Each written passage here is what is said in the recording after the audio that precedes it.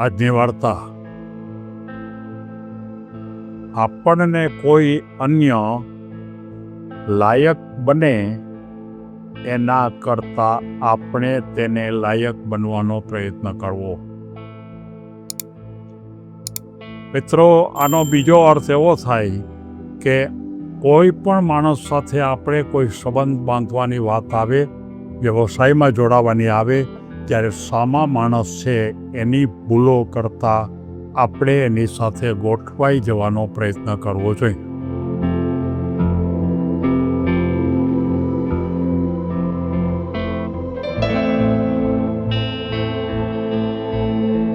કોઈ એક કુટુંબની અંદર માતા પિતા, એની એક દીકરી અને એના કુટુંબની અંદર કાકા અને કાકી પણ સાથે રહેતા હતા. કુટુંબ એકદમ આધુનિક હતું, આર્થિક રીતે પણ બહુ સુખી હતું, પોતાની રહેણી કહેણી પણ બહુ સારી હતી. દીકરી જ્યારે મોટી થઈ ત્યારે એના માતા પિતા એને પોતાના જીવનસાથી શોધવા માટે એમને એમ કીધું કે તારા જીવનસાથીને શોધવા માટે આપણે હવે પ્રયત્ન કરવાનો છે. ત્યારે એ દીકરી જે કંઈ વાંધો નહીં કે આપણે શોધવા માટે વિચારીએ, તમારી પાસે કોઈ ધ્યાનમાં હોય તો કહેજો અને એના ઉપર આપણે વિચાર કરી અને નક્કી કરશું. એના માતા પિતા એક પછી એક એના સગા સંબંધી મારફત કોઈને કોઈ વ્યક્તિને એ ઘરે બોલાવે, એની સાથે વાતો કરે અને દીકરીને પૂછે કે તને કેમ લાગ્યું? ત્યારે દીકરી એક જ જવાબ આપે કે મારે લાયક નથી. ક્યારેક એ પોતાના એના અભ્યાસને વાત કાઢે, ક્યારેક એની ઊંચાઈની વાત કરે, ક્યારેક એના જ્ઞાનની વાત કરે, ક્યારેક એના વ્યવસાયની વાત કરે, ક્યારેક માનો કે એને વાત કરતાં આવડતી નથી એ પ્રકારની વાત કરે, પણ કોઈને કોઈ વાત ગોતી અને એ એમ જ કહે કે આ છોકરો મારે લાયક નથી. માતા પિતાએ બહુ પ્રયત્ન કર્યો, પછી એને માતા પિતાએ એમ કીધું કે તું એમ કર, તને લાયક હોય એવી વ્યક્તિ તો ગોતી કાઢ. એટલે પછી એ પોતે જોવાનો પ્રયત્ન કરે છે, પણ પોતાને પણ એ કોઈ લાયક દેખાતો નહોતો, કંઈક ને કંઈક ખામી. મિત્રો, આ વાત માત્ર આ એક છોકરી પૂરતી નથી. આપણા સમાજની અંદર મોટા ભાગની દીકરીઓ આ પ્રકારની ભૂમિકામાં જીવે છે. એને બધી જ અનુકૂળ, 100% અનુકૂળ હોય એ પ્રકારની વાત માટે એ હંમેશા આગ્રહ રાખે છે, પણ પોતે કેટલી લાયકાત ધરાવે છે એનો કોઈ વિચાર કરતી નથી. પોતાનામાં કેટલું વસ્તુ પડી છે એનો વિચાર કરતી નથી અને માત્ર પોતાને એ જોઈ છે એવી વાતો કરે છે.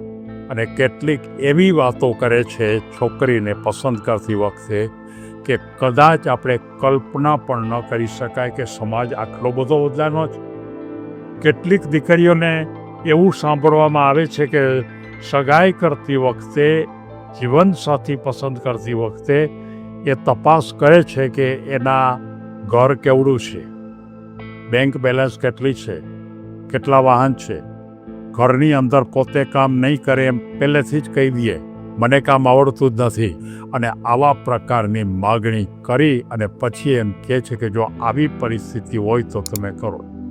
આને એમ માને છે કે આપણે લાયક નથી.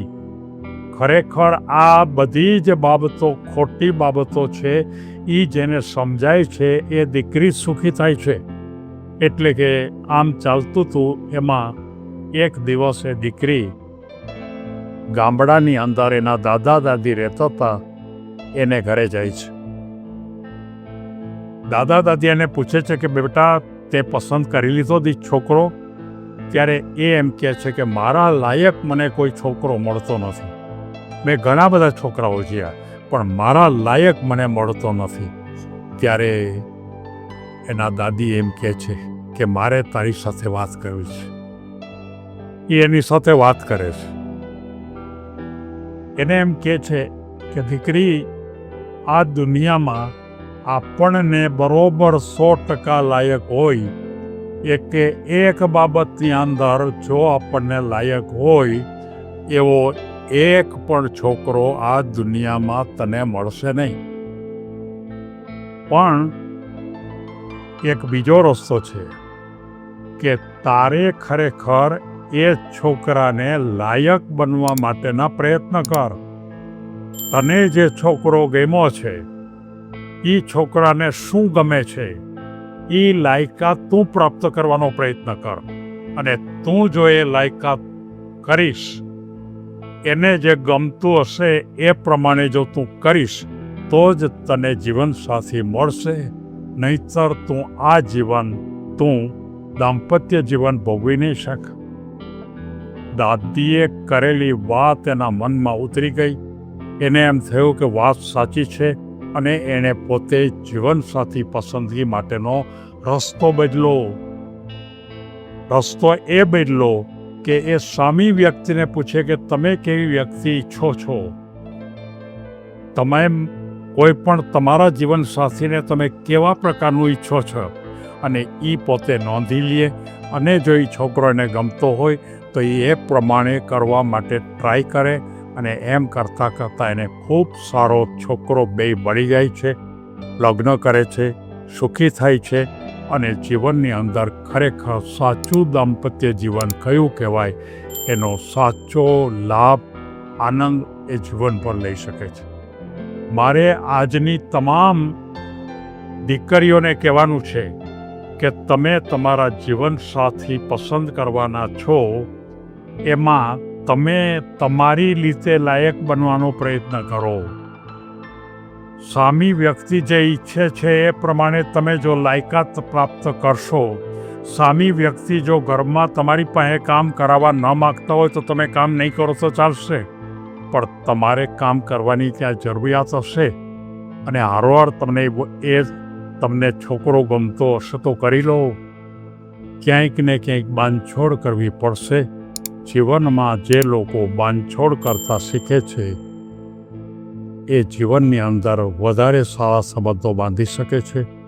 આપણા સંતાનો પણ આ જ વાત સમજે એમ દરેક માતા પિતાએ પોતાના સંતાનોને આ વાર્તા કહેવી. અને ચોક્કસપણે સમાજની ભૂમિકામાં પણ આપણે એક વાત ધ્યાન રાખવી કે કોઈ આપણને અનુકૂળ થાય એવું કરવા કરતાં આપણે એને અનુકૂળ થઈ જવા માટેના પ્રયાસ કરવાથી જીવન વધારે સુખી થાય છે. સૌને ધન્યવાદ.